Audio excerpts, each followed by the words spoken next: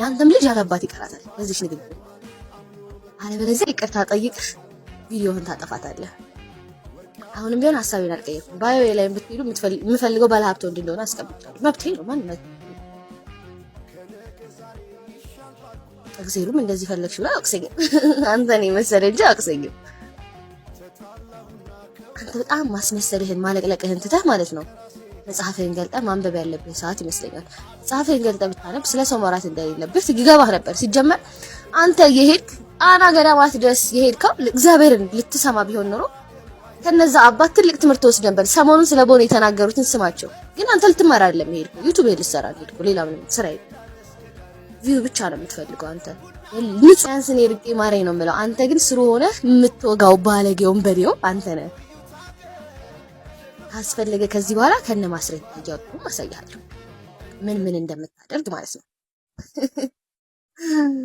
ለየትኛውም ፈጣሪም ቤተክርስቲያኑ ማስተባሰብ ለዩቲዩብ እንዴት እንደምትሸቃቀል አሳያለሁ። አየክ አይኔን ነካኸኝ፣ ቤተሰቦቼን ነካኸኝ። እዚህ ጋር አውርቼ የምጨርሰውም ነገር አይደለም። በቅርብ እንገናኛለን፣ ቃል እገባልሃለሁ። ለምን ምን ችግር አለው በሞትስ? ቤተሰቦቼ እኮ ናቸው። አይ ዶንት ኬር አባት የኔም ቤተሰቦች ያለ ልጅ። ዛሬ የምነግራችሁ ነገር ቢመራችሁ ዋጡት። በቤተ ክርስቲያን መዝሙር ከቨር አድርገው በቲክቶክ ብልግና ለሚነግዱ ቅዱስ ባለጌዎች ዛሬ ብሶታችንን እንተነፍሰዋለን። የመጀመሪያው ክርክሬ አንዳንዶች እንደሰማችሁት ከ11 ቀን በፊት ኮሜዲያን እሸቱ በዩቲዩብ ገጹ ላይ በቲክቶክ ፕላትፎርም ላይ ስላሉ አንዳንድ ወንድሞችና እህቶች ቤተክርስቲያን ላይ ስለሚያደርጉት እንቅስቃሴ ሐሳብ ሰጥቷል። እሸቱ የተናገረው ነገር ትክክል ነው፣ ሰምቼዋለሁ። እሸቱን ለመተቸት የምንሄድ ሰዎች መጀመሪያ ቆም ብለን ማሰብ አለብን። ቲክቶክ ላይ ያለን ወንድሞች እህቶች በተለይ በሌላ ግብር የምንታወቅ ቤተክርስቲያኗን ሪፕሬዘንት ለማድረግ የምንሄድበት በቤተክርስቲያኗ ውስጥ ኃጢአታችን ንስሐ ገብተን ይቅርታን ከእግዚአብሔር ለማግኘት ከማረግ ይልቅ ቤተክርስቲያኗ መድረኳን ተቆጣጥረን እኛ መምህራን ነን ብለን እኛ አስተባባሪዎች ነን ብለን እኛ ገንዘብ ሰብሳቢዎች ነን የቤተክርስቲያኗን ህልውና ወዳልሆነ ነገር እየወሰድነው እንደሆነ ማወቅ አለብን። ኮሜዲያን እሸቱ የተናገረው ንግግር በደንብ ሰምቼዋለሁ። ምንም ሐሰት የለበትም። እግዚአብሔር መጀመሪያ የሚፈልገው የኛን ነፍስ ስለሆነ ማለት ነው። ስለዚህ ኮሜዲያን እሸቱ ላይ መጀመሪያ እሱን ለመተቸት የምንሄድ ሰዎች ጉዳዩን ቆም ብለን ብናጤ ነው። ቤተክርስቲያኗ ወዴት እየወሰዷት እንደሆነ ቀጥ ብለን ብናውቀው።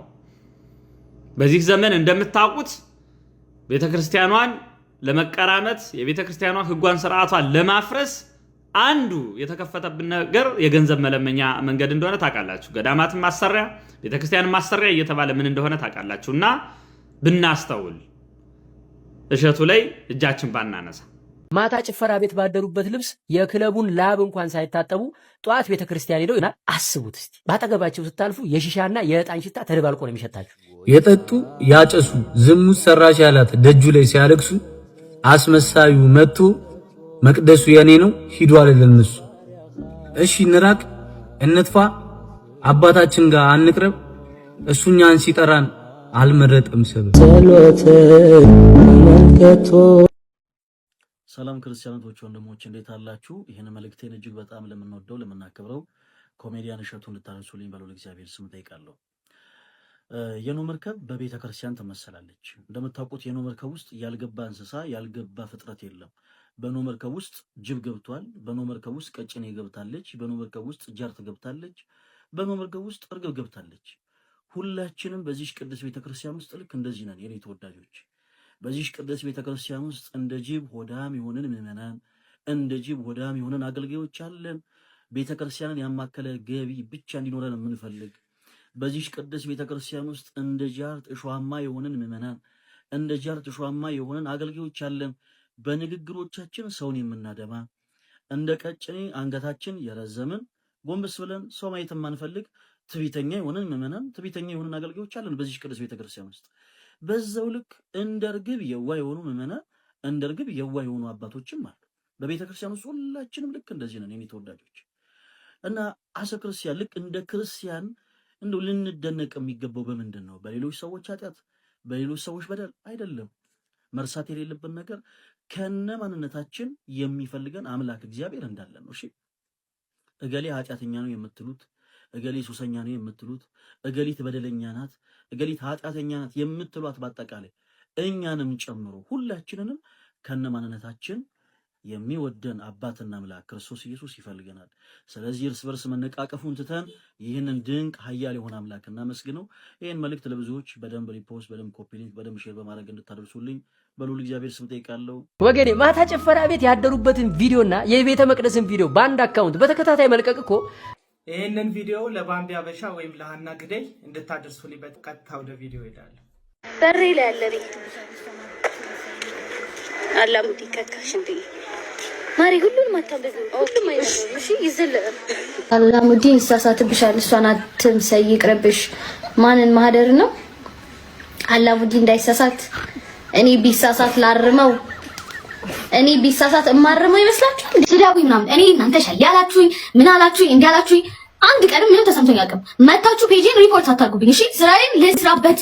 በቃ ባምቢ አበሻ ብዙ ጊዜ ስህተቶቿ የሚያጠነጥኑት ላይቭ ላይ ገብታ ክፉ ሰዎች ለሚያቀርቡላት ጥያቄ ስሜታዊ ሆና በምትመልሰው መልስ ነው። እነዚህ ሰዎች ልክ የሙዝ ልጣጭ መሬት ላይ ወድቆ አንሸራቶት እንደሚወድቅ ሰው አይነት የክፋት ልጣጫቸውን በጥያቄ መልክ ይጥሉና አንደበቷ አዳልጦት እንድትወድቅ ያደርጓታል። ከወደቀች በኋላ አወዳደቋን ላይቭ ሪከርድ ቀርተው በአደባባይ ይሰቅሉታል። በእሷ ላይቭ ላይ ከ1000 እስከ 1500 አሊያም ከ900 እስከ 1000 ሰው ላይቭ ላይ ይገኛል። እነዛ ሰዎች ስለተፈጠረው ጠቅላላ ጉዳይ ሊያውቁ የሚችሉበት ሁኔታ አለ። ምክንያቱም ላይቭ ላይ ያወራቻቸውን ነገሮች ራስጌውና ግርጌውን ስለሚያውቁ ማለት ነው። ነገር ግን ያ ሪከርድ ከወጣ በኋላ ብዙ ሰዎች የሚመለከቱት እሷ ስሜታዊ ሆና የመለሰችውን መልስ ነው። ከሰሞኑ እንደሰማችሁት ስለ ባል የተናገረችው ነገር አለ። ትዳርን የምታናንቅ የምታጥላላ የማትወድ ተደርጎ ነው የወጣው። ነገርየው ግን በክፉ ጠያቂዎቿ ጎትጓችነት እሷ ስሜታዊ ሆና በንዴት የተናገረችው እንጂ አቋምና እንደ ህይወት መርህ የምትከተለው ጉዳይ አይደለም። ምክንያት ምንድነው ካላችሁኝ ይህቺ ሴት አባቷንም ሆነ እናቷን የምትወድ ታናሽ ወንድሟን የምታስተምር ሚዲያ ላይ ካሉ ኑሮን ለማሸነፍ ከሚውተረተሩ ሴቶች መካከል አንዷ ናት ብል ማጋነን አይሆንብኝም።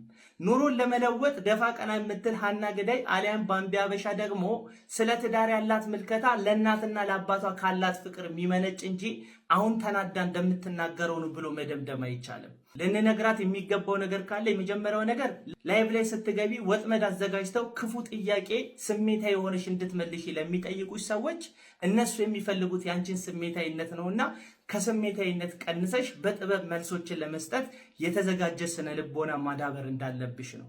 ካልሆነ ደግሞ ለጊዜው የተረጋጋ ስሜት ውስጥ እስክትሆኚ ድረስ ላይቭ መግባትሽን ብታረጋጊውና የጀመርሽው የፕሮሞሽን ስራ ላይ ብትበረቺና ብትጠነክሪ የሚል ሐሳብ ነው ያለኝ። መንፈሳዊ እንደሆኑም ደግሞ አስመሰለው እሷን ከትናንቷ ጋር ሊያጋጯት የሚፈልጉ ክፉ ሰዎች እንዳሉ ነው የተመለከትኩት። ይሄ የብዙዎቻችን ችግር ይመስለኛል። ትናንትና ስንሰበር፣ ስንወድቅ፣ ስናዝን፣ መድረሻ ጥጋት ስናጣ የመጨረሻው ተስፋ የምናደርገው አምላካችን እግዚአብሔር ስለሆነ ልክ እንደዛ ባቢ ትናንትና የተሰበረች ጊዜ ላይ ቤተ ክርስቲያን ሄዳለች፣ ደጀ ሰላም ላይ ወድቃለች፣ ንስሐ ገብታለች፣ እግዚአብሔር አምላኳን በብርቱ ፈልጋለች። ይቺ ሴት ግን ገዳማዊት ወይም ደግሞ ቤተ ክርስቲያን ሙሉ ጊዜ ራሷን የሰጠች እህት አይደለችም፣ ዓለማዊ ሴት ናት። ስለዚህ ይቺ ሴት ስትጠገን ስትበረታ ወደ ኖርማል ህይወቷ ተመልሳለች። ራሱን ችሎ ይሄ ነገር ትክክል ነው እያልኩኝ አይደለም። ነገር ግን ይቺ ሴት ስትሰበር የት ትሄድ? አንድ ሰው ሲታመም ወይም ሲቆስል ወደ ሐኪም ቤት ሄዶ የዶክተር እርዳታ እንደሚፈልግ ሁሉ በኃጢአት ሲደክም በኑሮ ሲመታ ሰዎች ሁሉ ሲጠቋቆሙበት ግራ ሲገባው መጠጊያ ጥጋት ሲያጣ አምላኩ እግዚአብሔርን ፍለጋ ወደ ቤተ ክርስቲያን ይሄዳል። ልክ ነው። ቤተ ክርስቲያን ሆስፒታል ናት፣ የኃጢአተኞች መታከሚያ፣ የደከሙ ሰዎች መበርቻ። ስለዚህ ሰዎች ሲደክማቸው ቤተ ክርስቲያን መምጣት ራሱን ችሎ ችግር የለውም። የበረታች የመሰላት ጊዜ ደግሞ ወደ ኖርማል ላይፏ ተመልሳለች። ያ ላይፏ ላይ የምታደርገው ነገር ሁሉ 100% ትክክል፣ የምትናገረው ነገር ሁሉ ጽድቅ ነው እያልኩ አይደለም። ነገር ግን ድንጋይ አንስታችሁ ልትወግሯት የተነሳችሁ በመንጋ የምታስቡ ሰዎች ግን የምትሆነው ነገር ሁሉ የመነጨው ከምን እንደሆነ የተመለከታችሁ ስላልመሰለኝ ነው ይህንን ቪዲዮ ምሳር። ክፉ ሰዎች አላችሁ። የሰውን ኮቴ እየተከተላችሁ ሐሳብን በመስጠት ሰውየው ያላሰበው ወጥመድ ውስጥ ልትጥሉት የምትፈልጉ ሃና ግደይ ወይም ባምቢ አበሻ እንደዚህ አይነት ሰዎች ስለሚከታተሏት ነው ስሜታዊነት ውስጥ የምትወድቀው። አዎ ማህበረሰባችን የራሱ የሆነ ኖርም እንዳለው ይታወቃል። ይሄንን ማህበረሰብ ደግሞ ኖርሙን አክብረሽለት ማንነቱን ተቀበለሽ ነው አንቺን ማንነትሽን እንዲቀበልሽ ማድረግ መጥተሽ። ስለዚህ ከማህበረሰብ ጀርባ ተደብቀው አንቺን በብቸኝነት ከዚህ ግርግዳ ከሆነ ማህበረሰብ ጋር እያጋጩ ሊያደቁሽ ለሚፈልጉ ሰዎች ከጥበብ የጎደለ ስሜታዊነት የሚያጠቃው ማንነት ውስጥ ሆነሽ ምላሽ መስጠት እንዳለብሽ አይሰማኝም። ስለዚህ ጋር ሊያጋጭሽ የሚችሉ ነገሮች ካሉ ኦፊሻሊ ይቅርታ ብትያቸው። ይሄን ነገር ስናገር ስሜታዊ ስለሆንኩ እንጂ በአስተሳሰብ ደረጃ በአቋም ደረጃ ይሄን ጉዳይ ስለማምንበት አይደለም። ተናድጄ የተናገርኩት ነው። ለዚህ ንግግሬ ለዚህ ድርጊቴ ደግሞ ማህበረሰብን የሚያሳስትና የሚያሰናክል ከሆነ እኔ ኃላፊነቱን ወስዳለሁ ብለሽ ከዚህ ማህበረሰብ ጋር ግጭት ውስጥ ባትገቢ ጥሩ ነው የሚል አስተሳሰብ አለኝ። መንጋ ሆናችሁ ድንጋይ ያነሳችሁ የምትወረውሩባት ሰዎች ደግሞ አትሊስት እንኳን የተናገረችበትን ስሜት ባማከለ መንገድ ሐሳቧን እንድትረዷትና ልክ ያልሆነችበትን መንገድ በጨዋነት ብታስረዷት የሚል ሐሳብ አለኝ። እንጀራዬ ነው መተዳደሪያዬ ነው ያለችውን አካውንቷን ከምታዘጉ ይህች ልጅ የምትፈልጉትን ለማህበረሰቡ የምትጠቅም አድርገን ብንቀርጻትና የተበላሸውን ጥቂት ነገር ብናስተካከል እናት አባቷን ትጠቅማለች፣ የምታስተምረው ወንድሟን ትልቅ ደረጃ ታደርሳለች፣ ራሷንም ማህበረሰቡንም የምትጠቅም አንዲት በጎ ወጣት መሆን ትችላለች። የእሸቱን ቪዲዮ ተመልክቼዋለሁ።